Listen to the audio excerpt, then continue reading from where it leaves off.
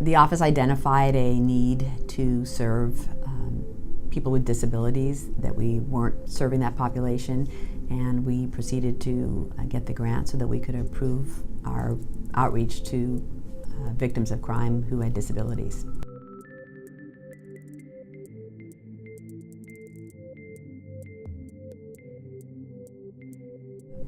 Last case that I prosecuted involving a sexual assault of a deaf female was back in 2012, and over the course of my career, 33 years, I believe that's the first case that I handled with a disabled victim, and that she was deaf. And I know intuitively that there are many, many more disabled individuals with disabilities that have been victims of all types of crimes.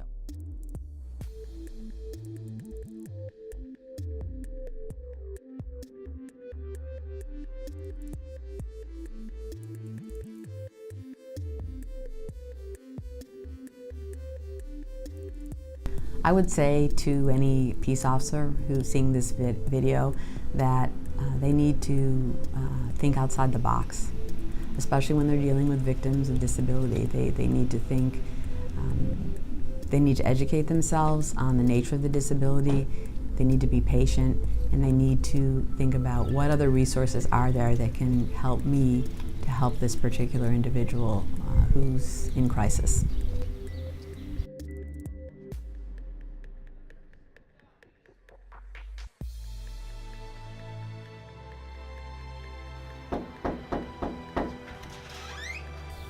Hi. You called? Yeah.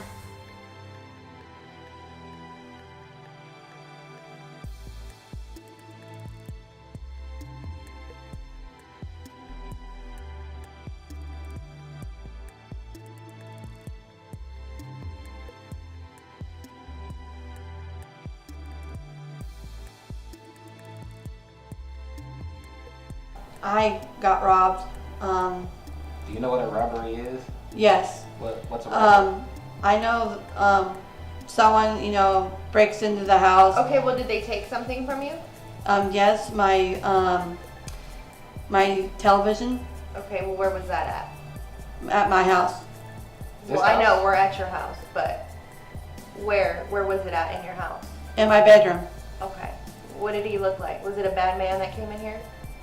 Yeah, he came in How did he get in? through my window. Okay. You know the difference between the truth and a lie, right? You call the police, you can't call us and make something up. We have other stuff we have to go do. So if you're lying, you need to tell me right now.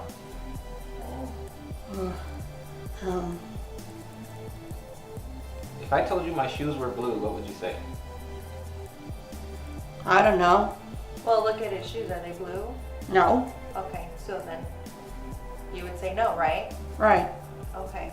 So did you really get robbed? Yeah, Are you sure? I am sure. Was there really someone in the house? We all have a right to safety. It's extremely important that the individual needs to feel comfortable with the law enforcement officer. The officer needs to be comfortable with the individual who they're speaking with. So developing that rapport and that dialogue makes a large difference in terms of the client coming forward and sharing what indeed happened, and for the officer to get the information that they need so that they can do an adequate investigation. So did you call 911? That's hard to say.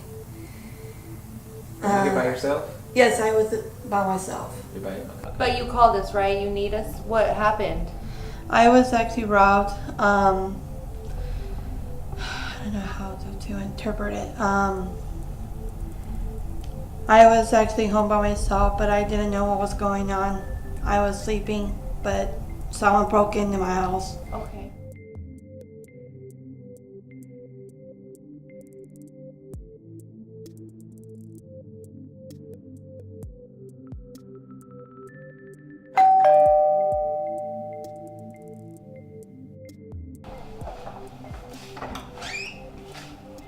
Hi. Did Call? you call? Did you get robbed? Are you the one that got robbed? Oh. Are you okay? Do you need an ambulance? Is anybody else inside? Deaf individuals are often afraid of police officers. They are likely not to provide interpreters. They sign in American Sign Language. English is not their first language. Sometimes they struggle with writing back and forth with police officers, and with the lack of providing an interpreter, that is a communication barrier. So oftentimes they will not or aren't likely to contact them for help. Okay, but what happened? Can you read my lips? Do we need to talk louder? Can't you hear with those things in your ear? No? Is there anyone else here? Does your neighbor sign? No? I would like to encourage the deaf community to let the officer know that I am deaf. English is not my first language. Let them know, make them aware. Request a sign language interpreter. The police officer will contact and see if they are able to get an interpreter. Can you ask him what the guy looked like? Excuse me, can you please talk with me directly? You don't need to look at the interpreter, you can look at me and we can have a Okay. conversation I'm sorry. that way. What did the guy look like exactly? For the officers, make sure they understand that deaf individuals are varied. They have varying levels of deafness. They are not all the same. Sometimes they are late deafened, hard of hearing. Some can sign or some only speak. Be aware that sign language isn't something that all deaf individuals have. Some may have a hearing aid, some may not. In communicating with a deaf person, make sure that you see what communication needs they have and work together. If they do not know sign language, you can write back and forth. As an example, there are many different approaches you can take in order to accommodate them.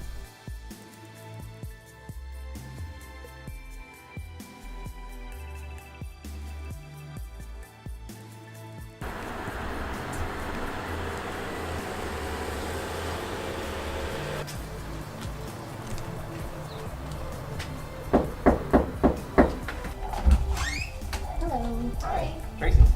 No, I'm not Tracy. I'm Tracy's caregiver. You guys can come on in. Tracy called you. Okay. Can you tell us what happened?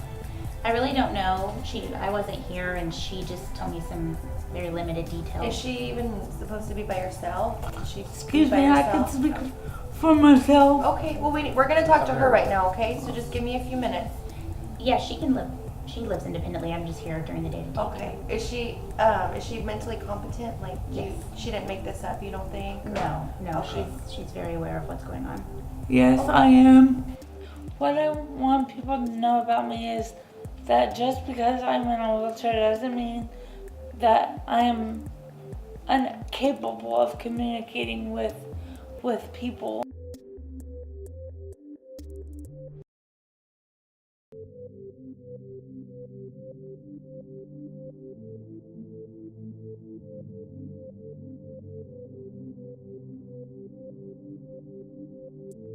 Was she by herself? Like, is she allowed to be by herself? Or?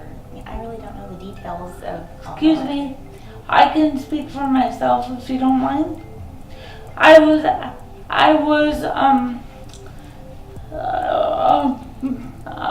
robbed, and the person took some jewelry out of my house and everything, and he told me that if I tell anyone that he's gonna come back and hurt me. Did he hurt you at all when he was here? No, but Okay. he was very verbally abusive, of course, but physically, no. Okay. Can you tell us what he looked like?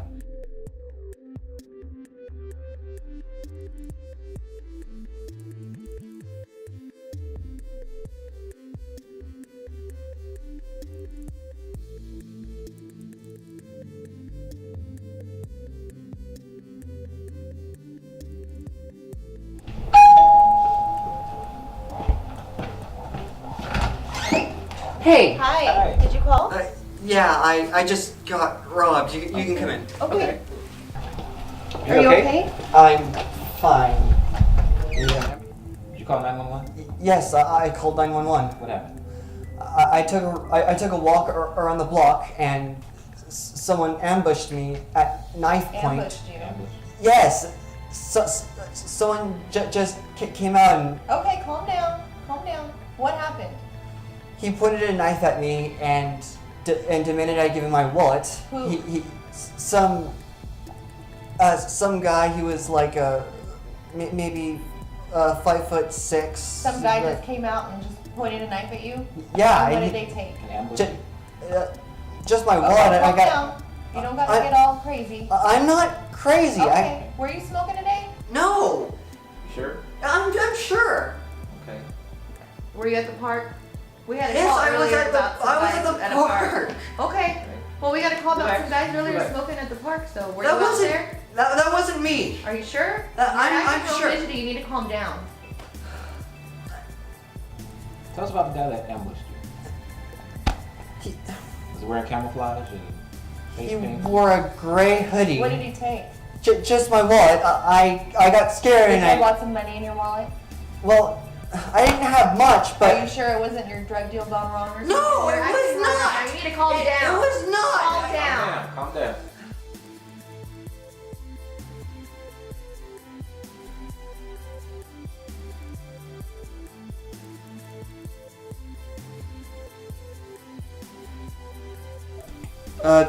Going face to face with authority is a lot harder than going face to face with anyone else. Depending on the officer that you meet, there's a possibility that they could. Most people think that there's a possibility that they can put you yourself into bigger trouble if you just simply look at them the wrong way.